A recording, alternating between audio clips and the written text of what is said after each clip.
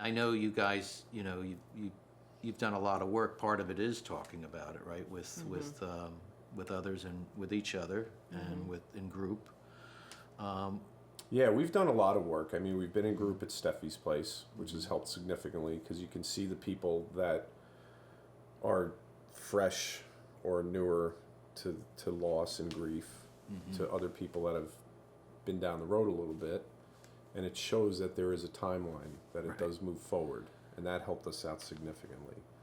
And then speaking with therapists and, just it's a pretty complex unwind. It's a lot of work. Yeah. It's a lot of work. But it's worth it. The work is worth it. Yeah. Talk about some of the work you've done, Lori, if you don't mind, because you're reading and things like that you've done. Well, so I will say that when I met you and started coming to your group, I felt so bad that I remember saying to you, I will do anything. If you tell me to roll a red ball across the room with my nose, I'll do it if you're going to tell me that I'm going to feel better. Right. So I did. I wanted to do anything that I could to feel better. And therapy was really helpful to me. And anything we talked about in our groups, books, readings, different techniques, I used a lot of different techniques to help me too through my therapist and even more traumas. I went to even another trauma therapist. I did brain spotting, which helps unlock the memories, the visions that really was making me feel sick. And it really helped to move those memories, I guess you could call them, to a place where they did just become memories, not pain stuck in my body. Wow. So that was, I would recommend that to anyone going through traumatic grief. Also, I started reading a lot about suicide, afterlife. I wanted to know where my son was. Where did he go? And I sort of started on this journey learning just sort of all the possibilities that could be. And what really helped me, and it took a while, and I try to talk to people who are newer in grief to say, what I learned through this and what I hope they can learn, what you can learn, is that even though I felt like when Pierce died, I felt like, oh my gosh, he's gone. That's it. Lights are out. Where did he go?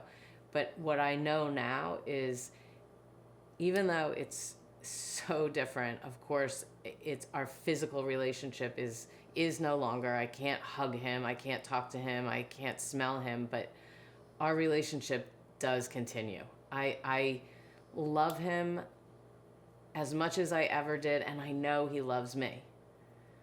And I can feel it. And I think it's helped keep him in our family, keep him as a part of our family. It's so easy to talk about him now, and with our daughters and each other, and he's still here. He's still he didn't go anywhere. He's just in a different place that I don't know. I always describe it like when you're a mom and your child goes to kindergarten for the first time, and you want to know what that kindergarten room is going to look like and who's going to be there.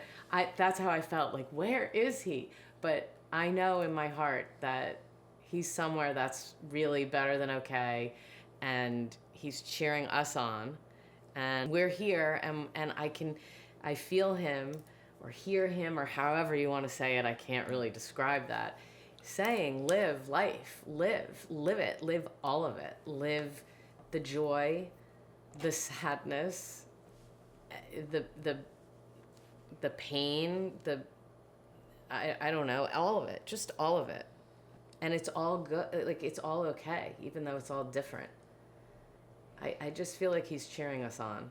Well, yeah, and because you've worked so hard, the way I have watched the two of you, it's been a spiritual journey, because you share a lot about the spirituality that you're coming to, connecting you with Pierce. And so what was your spirituality like before losing Pierce? Would you say was I there? make a funny face on that one. Yeah. So if I could add in here, Yeah. First stepping back, that was beautiful, Laura, what you said. But if 7 years ago we would have been having this conversation and some of the spirituality and beliefs we have now, we would have looked at each other as if, what's going on here? But now what we've read, the path, what we've learned, and I defer to my librarian here because she is well read, well researched, and just is really out ahead of a lot of this stuff and helps me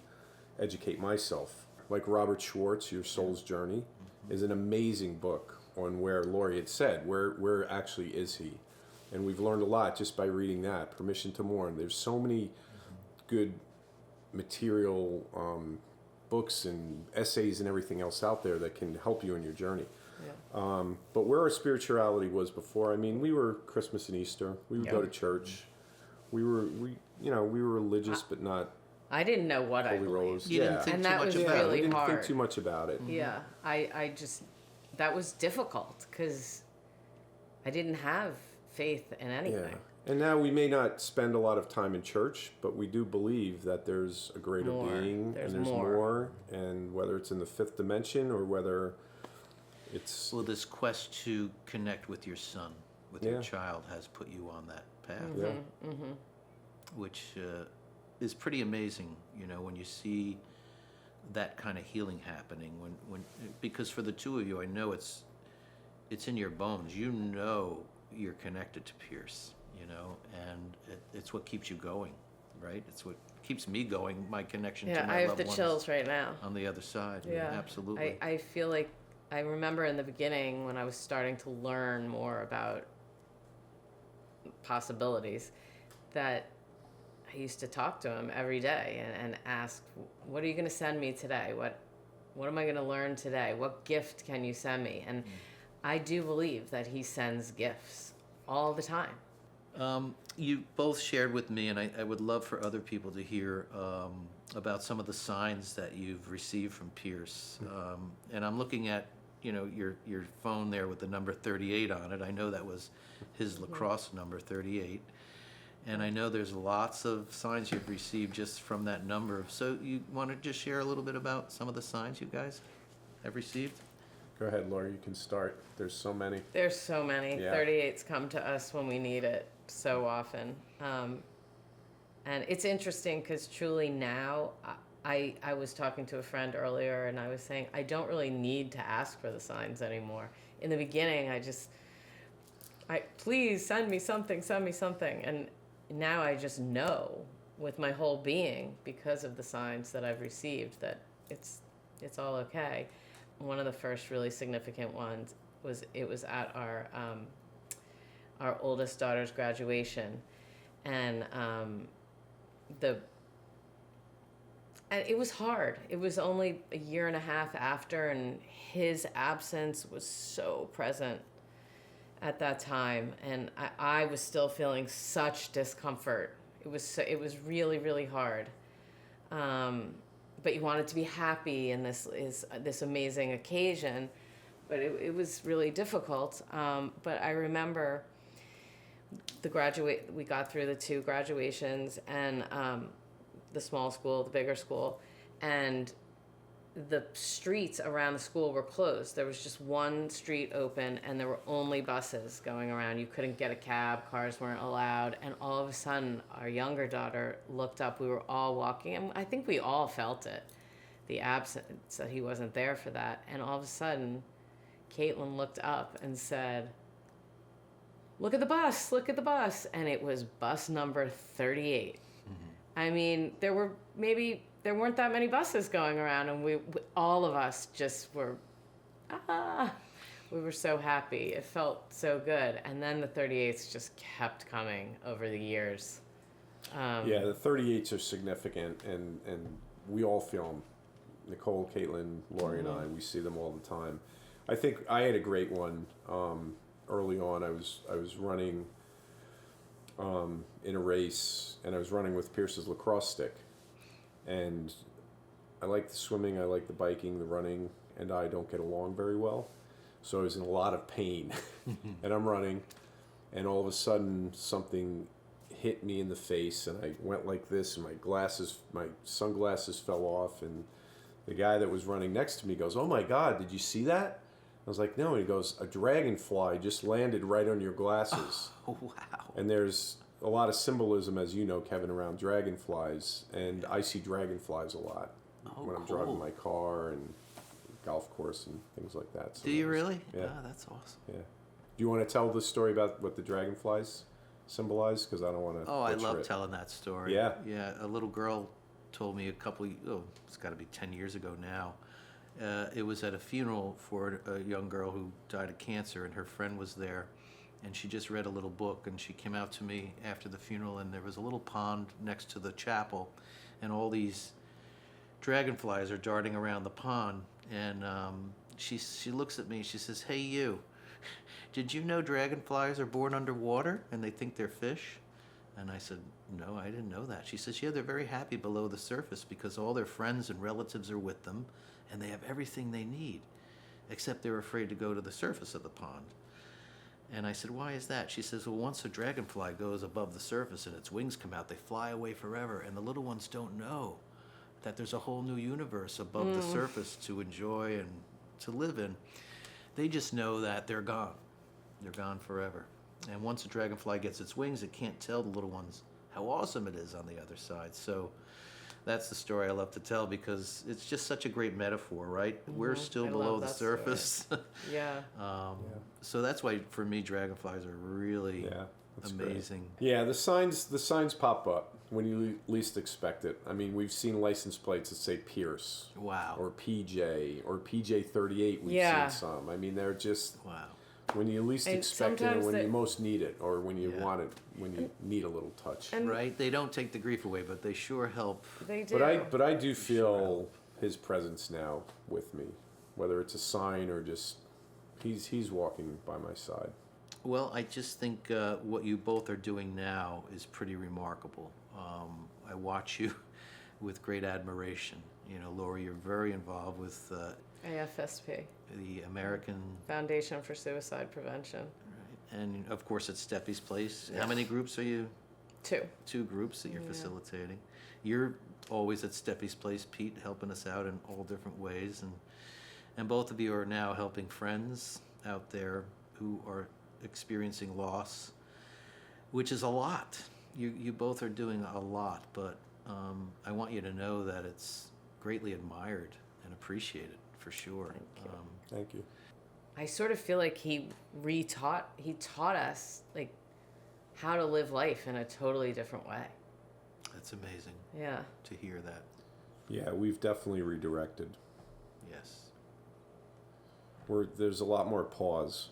There's a lot more slow down, be appreciate, present. be present. And there's still not enough of that. Right. Yeah. You know, we recently lost a friend, and then you realize I didn't spend enough time with him.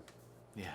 So even though you try to pause and listen to conversations and connect with people, we're still too fast. Yeah, right. Yeah. How was it giving everyone grieves differently, right? So there's no doubt about you have both grieved differently. How was it giving each other and your daughters the space to do that? How did that play out for you guys? Definitely 2 different approaches as well. 4 different approaches, I would say. You know, getting back to what you asked earlier. So I want to take charge and control and help everybody. And our immediate concern was our daughters. How are they going to be? And, you know, they had 2 different takes on it as well.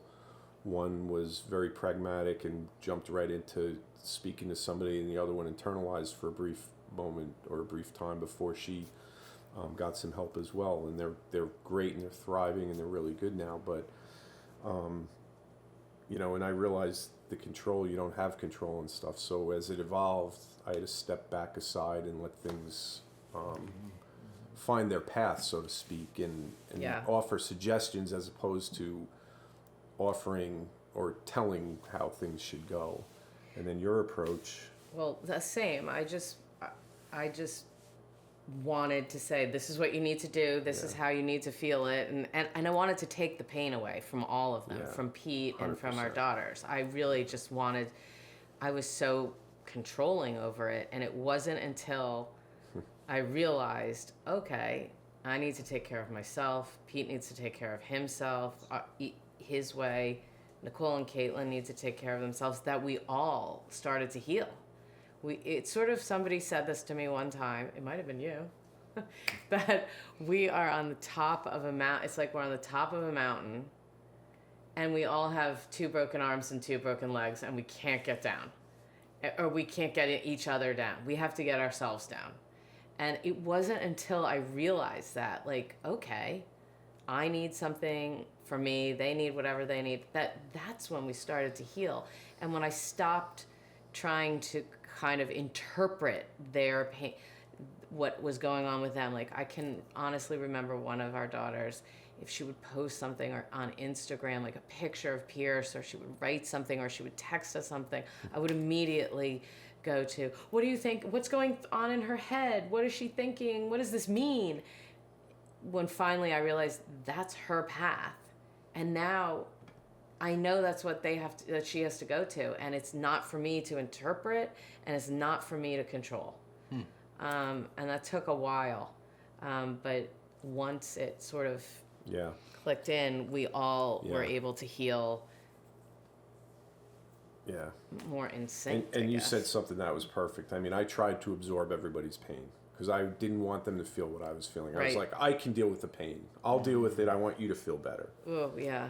But then it was really stopping my healing. And until I gave up that control of trying to smother everybody's pain and grief, I wasn't healing. And wow. So finally, when I gave that up, I started healing take myself. care of yourself. Yeah. Everyone has, sadly, it's like, in a situation like this, I feel like you kind of have to all go to your own corners with love and support, but the oxygen masks on the plane, right? Yes. Got to take care of yourself first. That's great, right? Because if your tank's empty, right, you can't move forward. So it's like, okay, now how do I do that? I just wanted to check in with both of you. I think it would be really good for other people to hear too, how this has impacted your relationship. It was so hard. It was so difficult at first with having the different ways of grieving. And for those going through it, to really acknowledge your partner's way of grieving, or coming to that. It takes some time. It was so hard at first. But through this whole learning process, through our grief, through therapy, through talking to others who are going through the same thing, through just reading and listening, all the learning has made me, I believe it's made me a better wife. It's made me a more compassionate, aware, everything's made me more conscious of what's going on around me, and it's helped me to see Pete's side of things, if that makes more sense. And I think that's one of the gifts that Pierce sent. I feel like, as hard as it was in the beginning, we've really come to a really beautiful way of understanding each other. Well, you were a good wife before. Let me just say that. But I agree. I think it's hard. You have to have mutual respect for each other. You have to listen to the other person. You can't be judgmental. You can't look at a timeline for, hey, I'm not healing, you are. What's going on here? Or vice versa. Why are you not healing at the same pace that I am, or moving forward, or experiencing the same things? There's got to be that understanding. And I think what Lori said is, I think our relationship has actually improved. And I feel like Pierce is on our shoulders helping us because there's better appreciation for things. You know, we realize that life is too short, and it's really delicate. and you got to appreciate things, and you got to appreciate each other, and not take each other for granted. You know, as busy as we get in life, I think you can't help it, but we took each other for granted as well. And I think the pause has helped us grow a stronger relationship, not only with each other, but with our daughters too. What was important maybe is not so important anymore, and what was not so important is very important now. For example, just being with close friends, experiencing love and joy, and just simple moments.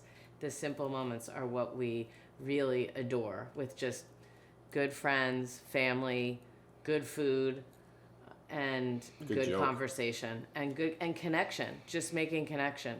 Did you get to a place, and I imagine it's different for each of you, where you realized you had a choice about how you could navigate with this pain, with this loss, with this tragedy? You want to talk about that a little bit? Yeah, I mean, my thing was probably the worst way to go about it. You know, I self-medicated, meaning as soon as I started feeling badly, I would have a drink and make excuses to have drinks, you know. So I went down a bad avenue with having too many drinks. Well, we can all relate to that. Yeah, without a doubt. And it wasn't so bad, but it was still bad. It was, you know, not allowing me to heal, because I'd wake up the next day and, you know, I'd have 3 or 4 drinks the night before, and the problem was still there, and the problem was me, and the problem was I'm not healing myself. So I had to really step back and address that, and it was making Laurie feel uncomfortable too. And just opening up, you know, I've always been sort of behind a shield or something, you know. I think it's not to be sexist, but I think it's hard for most guys to open up. We're not warm and fuzzy. Yeah.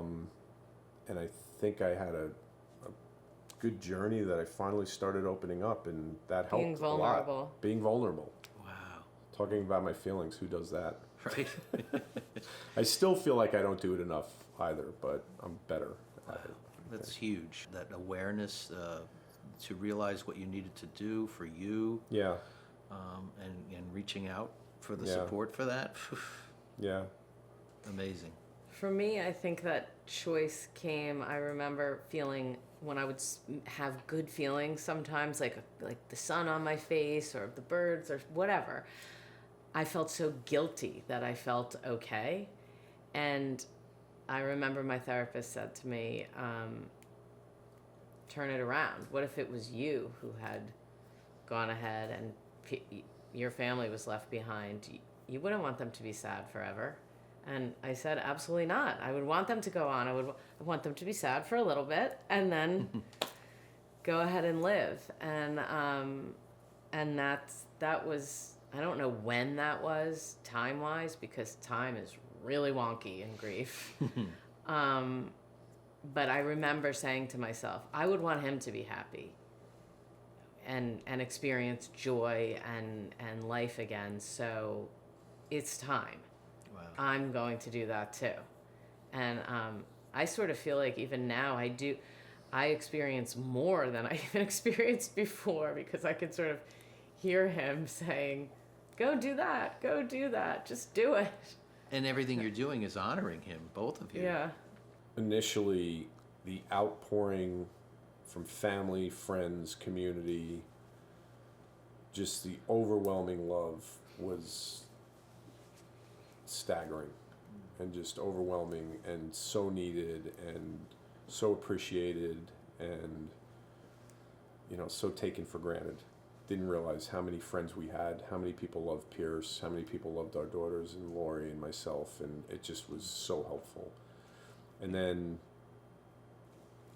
going forward, educating ourselves, reaching out, getting help, talking about it, not keeping it bottled up, definitely talking about it. Yeah, with trauma, right? It does help the more we get it from inside out. Yeah. And this was trauma, so it's talking Yeah. about it with people who are willing to listen, right? Yeah. And what about you, Laura? What did you find? I agree with talking about it. It was so important and helpful to me.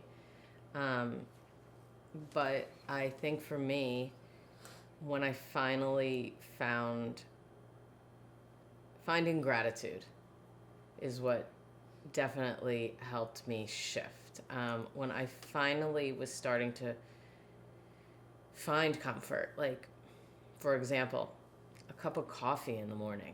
And in the beginning, when people would say, oh, there's gratitude and grief, there's so much for you to be grateful for, I could not hear them. I thought they were crazy.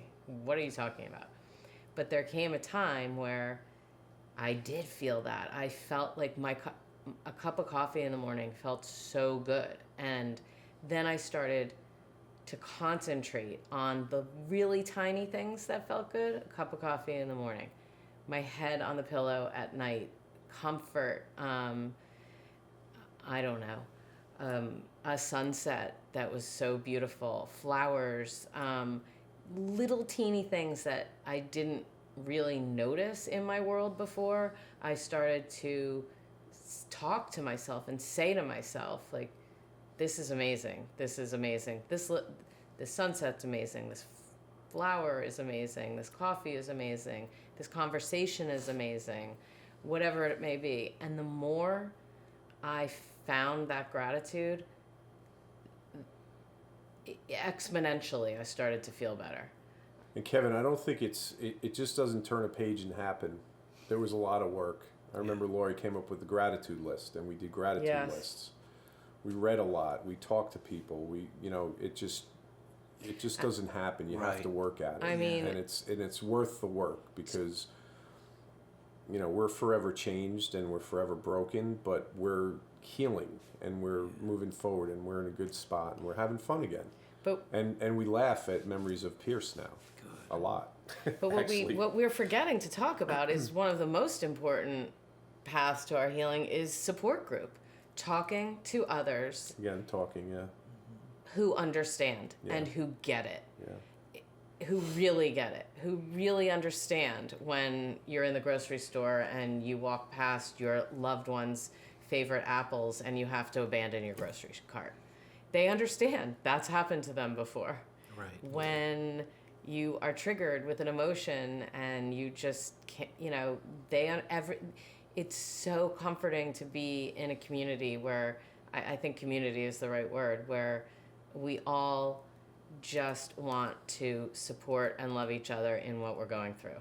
And that, our support group, they will forever be our saviors. Our friends, our family. And others who we've met along the way. Who are in the same part of your situation. Support system, right? Yeah. And that's where we learn things. Like, no one knows how to do this, right? There's no right or wrong way to grieve, that's for sure. But you can learn things like someone might say, well, have you tried a gratitude journal? Or things like that. And then you hear it say, okay, maybe I'll give that a try. So that's, we kind of... peer support. We learn from each other. Okay, this might help you. It might not help someone else. Yeah, when we were able to talk about holidays, I can remember people in our group saying, well, this is what we did. It might help you to do this. It might not. And there were many options, many choices that we could think about and consider. And I remember in a group that I have, a loss of child group, and my co-facilitator lost her son. He had cancer, but he beat the cancer, and he got bit by a West Nile mosquito, and that's what took him out, unfortunately. And so she was obviously devastated, but it was more than 4 years down the road, and she became she got trained to be a co-facilitator, and we were running a group together, and she looked at me one day. We kept talking about gratitude journals, maybe just 1 or 2 or 3 things a day to write down, and she said that, she came to me, she said, how come I feel the same way 4 years down the road as everyone else in the group, and they're just all starting out? She said, I'm going to try that gratitude journal that we talked about. Well, a month later, she came in and she said it completely changed her grief. That doing that gratitude work and having read about it, it changes brain chemistry, you know, because the brain is in what I call the everything sucks mode, because everything sucks.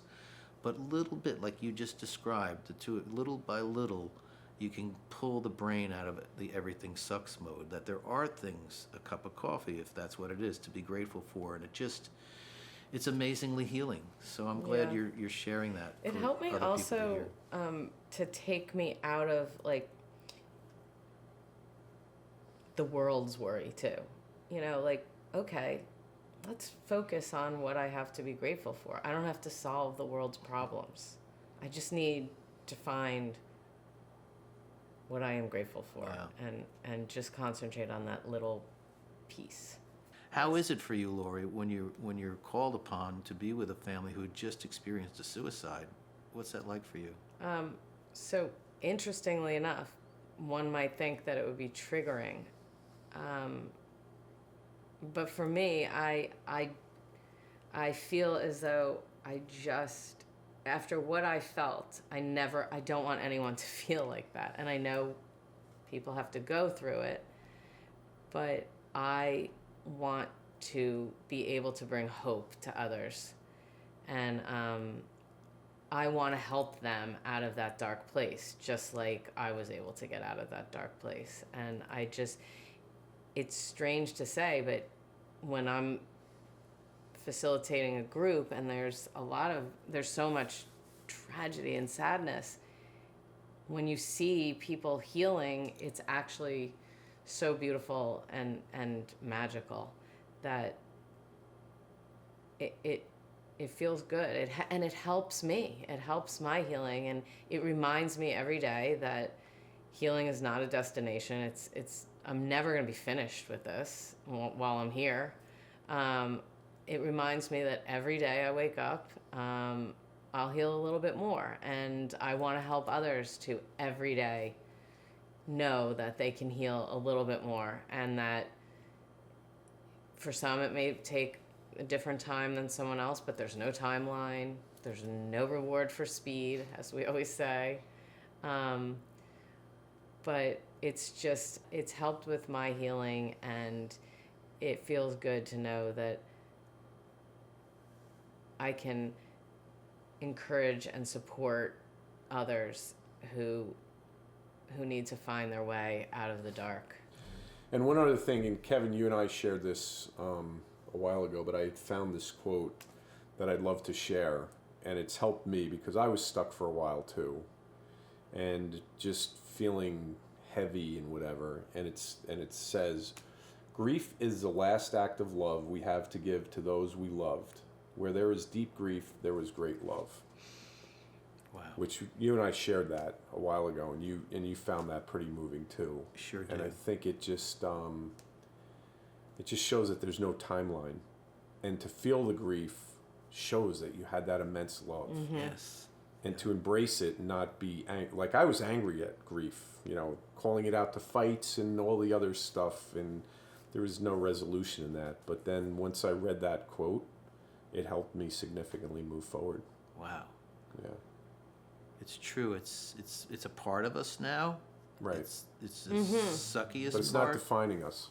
In group a few times we talked about building up grief muscles. It's just an expression of like how over time and different conversations we kind of learn different ways to navigate this, and then you feel maybe a little stronger when these things happen. Do you want to talk about how you guys have done a little bit of that and what's been helpful? And Yeah, Sure. so Yeah. I really want, this has helped me a lot. We met another couple who lost their 19-year-old daughter many, many, many years ago, and they wanted to meet us to talk to us. And the father gave me this analogy, and it helped so much. It's exactly that about grief muscles. He said, okay, so you wake up one day and you have this huge weight on your shoulders, and you can't get out of bed, you can't move, you can't do anything.